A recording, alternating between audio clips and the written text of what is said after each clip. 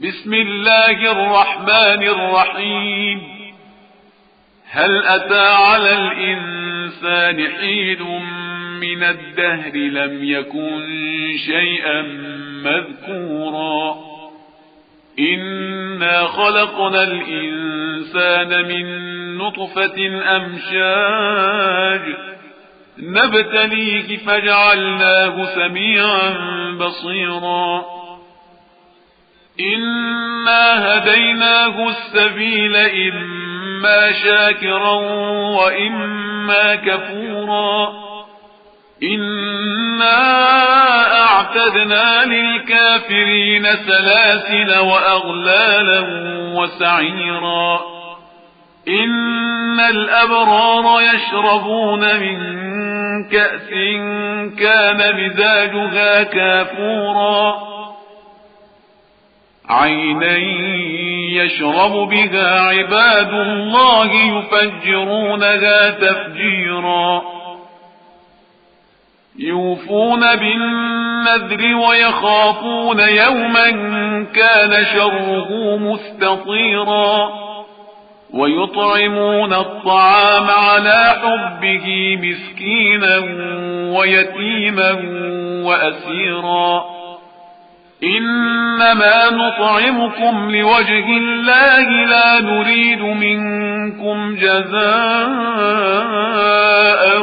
ولا شكورا إنا نخاف من ربنا يوما عبوسا قمطريرا فوقاهم الله شر ذلك اليوم ولقاهم نضرة وسرورا وجزاهم بما صبروا جنة وحريرا متكئين فيها على الأرائك لا يرون فيها شمسا ولا زمهريرا ودانية عليهم ظلالها وذللت قطوفها تذليلا ويطاف عليهم بآنية من فضة وأكواب كانت قوارير من فضة قدروها تقديرا ويسقون فيها كأسا كان مزاجها زنجبيلا عينا فيها تسمى سلسبيلا ويطوف عليهم ولدان مخلدون إذا رأيتهم حسبتهم لؤلؤا منثورا وإذا رأيت ثم رأيت نعيما وملكا كبيرا عاليهم ثياب سندس خضر وإستبرق وحلوا أساور من فضة وسقاهم ربهم شرابا طهورا إن هذا كان لكم جزاء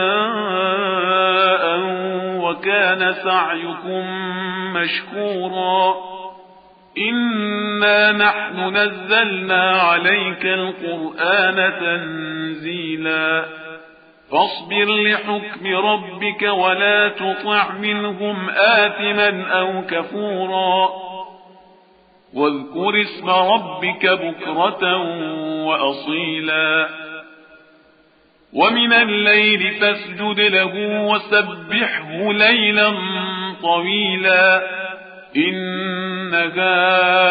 هؤلاء يحبون العاجلة ويذرون وراءهم يوما ثقيلا نحن خلقناهم وشددنا أسرهم وإذا شئنا بدلنا أمثالهم تبديلا إن هذه تذكرة فمن شاء اتخذ إلى ربه سبيلا وما تشاءون إلا أن يشاء الله إن الله كان عليما حكيما يدخل من يشاء في رحمته والظالمين أعد لهم عذابا أليما. شروع اللہ کے نام سے جو بڑا مہربان نہایت رحم والا ہے. بے شک انسان پر زمانے میں ایک ایسا وقت بھی آ چکا ہے کہ وہ کوئی چیز قابل ذکر نہ تھا. ہم نے انسان کو نطفہ مخلوط سے پیدا کیا تاکہ اسے آزمائیں، تو ہم نے اس کو سنتا دیکھتا بنایا اور اسے رستہ بھی دکھا دیا. اب وہ خواہ شکر گزار ہو خواہ ناشکرا. ہم نے کافروں کے لیے زنجیریں اور طوق اور دہکتی آگ تیار کر رکھی ہے. جو نیکوکار ہیں وہ ایسی شراب نوش جان کریں گے جس میں کافور کی آمیزش ہوگی. یہ ایک چشمہ ہے جس میں سے خدا کے بندے پئیں گے اور اس میں سے چھوٹی چھوٹی نہریں نکال لیں گے.